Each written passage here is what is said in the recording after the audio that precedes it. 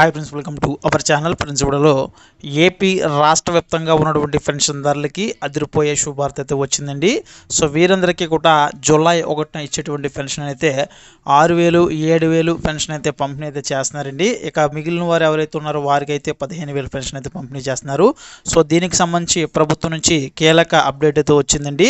ఇక పెన్షన్దారులందరికీ కూడా ఇక పండగే అండి. అదేవిధంగా కొత్తగా పెన్షన్ ఎవరైతే అప్లై చేసుకోవాలనుకుంటున్నారో వారికి సంబంధించి కూడా కొత్తగా అప్లికేషన్స్ అయితే తీసుకోబోతున్నారండి. ఎప్పటి నుంచి తీసుకుంటున్నారు అది కూడా చెప్తాను. ఇక పెన్షన్దారులందరూ కూడా జూలై 1న 6,000, 7,000 పెన్షన్ అయితే అందుకోబోతున్నారండి.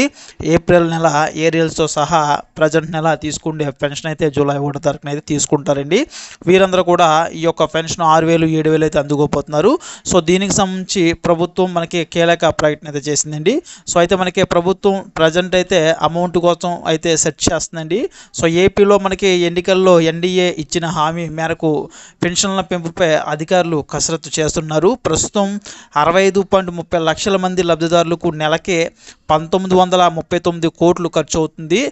ఏప్రిల్ నుంచే 4,000 పెన్షన్ అమలు చేస్తే జూలై 1న వృద్ధుల వితంతువులకు 7,000, దివ్యాంగులకు 6,000 చొప్పున ఇవ్వడానికి 4,400 కోట్లు అవసరమవుతుందని అంచనా వేశారు. ఆగస్టు నుంచి నెలకి 2,800 కోట్లు ఖర్చు అవుతుందని చెప్పేసి అయితే లెక్క కట్టారండి. ఇక మనకి ఈ నెల ఏదైతే ఉందో జూలై 1న ఎక్కువ అయితే అవుతున్నాయండి బాగా. ఎందుకంటే మనకి ఇక్కడ ఏరియల్స్ కూడా ఉన్నాయండి. ఏరియల్స్ కూడా ఇవ్వాలి కాబట్టి కొంచెం ఎక్కువ అయితే అవుతుంది. ఇక ఆగస్టు నెలలో తీసుకునే పెన్షన్కి సంబంధించి చూస్తే కనుక ఇక్కడ 2,800 కోట్లు అయితే ఖర్చు అయితే అవుతుందండి.